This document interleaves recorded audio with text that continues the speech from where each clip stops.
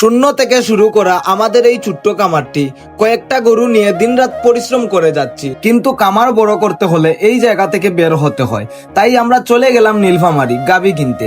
সেখানে গিয়ে এত বড় কামার আর এত গরু দেখে আমরা সত্যি অবাক হয়ে গেছিলাম। কিন্তু সবচেয়ে বড় প্রশ্ন হলো, আমরা কি সঠিক গাভী কিনতে পেরেছি নাকি ভুল সিদ্ধান্ত নিয়েছিলাম?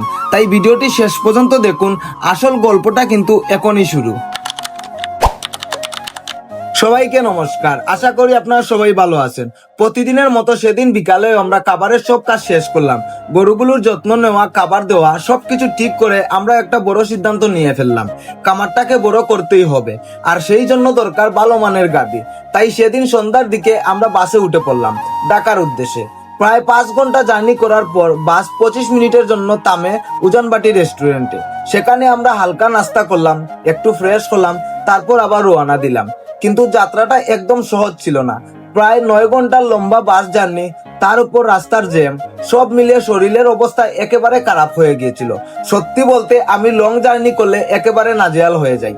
যাই হোক, অবশেষে আমরা ঢাকায় পৌঁছালাম। রাতে একটা হোটেলে খাবার খেয়ে সরাসরি চলে গেলাম কমলাপুর রেল স্টেশনে। আগে আমরা অনলাইনে টিকিট কেটেই রেখেছিলাম। স্টেশনে এসে আমি এতটাই ক্লান্ত হয়ে গেছিলাম যে আমি সেখানে ঘুমিয়ে পড়ি। আপনারা হয়তো ভিডিওতে দেখতে পাবেন। আর একটা কথা, এত বড় রেল স্টেশন আমি জীবনে প্রথমবার দেখলাম। আর ট্রেনে উঠাও ছিল আমার জীবনের প্রথম অভিজ্ঞতা। আগে কখনো আমি ট্রেন চড়িনি। আমাদের ট্রেন ছিল সকাল 6:45-এ, কিন্তু এলো 7টার দিকে। কি আর বলবো, বাংলাদেশ বলে কথা। এরপর শুরু হলো প্রায় 12 ঘন্টার দীর্ঘ ট্রেন জার্নি। অবশেষে আমরা পৌঁছে গেলাম আমাদের গন্তব্যে, যেখান থেকে আমরা গাভী কিনবো। সেখান থেকে কামারে পৌঁছতে পৌঁছতে সন্ধ্যা হয়ে যায়। তাই সেদিন রাতটা আমরা সেখানেই থেকে যাই। পরের দিন সকালে আমরা গাভী দেখলাম, কিন্তু সত্যি বলতে আমরা যেরকম চেয়েছিলাম সেই রকম গাভী আমাদের পছন্দ হলো না। তখন কামারের মালিক আমাদের বললেন যে, ভাই আপনারা 2 দিন থাকেন, আমি আপনাদের জন্য ভালো গাভী এনে দিচ্ছি।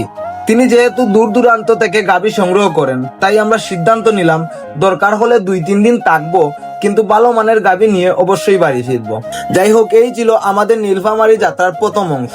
পুরোটা একসাথে দেখালে ভিডিও অনেক লম্বা হয়ে যেত, তাই এটাকে পার্টে ভাগ করে আপনাদের সাথে শেয়ার করব। পরের পার্টে দেখাবো আমরা শেষ পর্যন্ত কেমন গাভী সংগ্রহ করতে পেরেছি। ধন্যবাদ এতক্ষণ সাথে থাকার জন্য। সবাই ভালো থাকবেন, সুস্থ থাকবেন। দেখা হবে পরের পার্টে।